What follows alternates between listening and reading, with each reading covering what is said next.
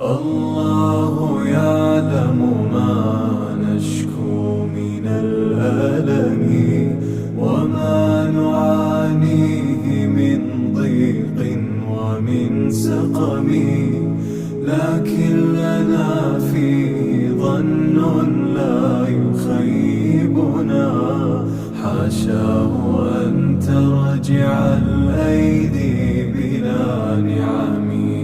كم جاد من فضله قبل السؤال، وكم أعطى وأغنى بمحض الجود والكرم.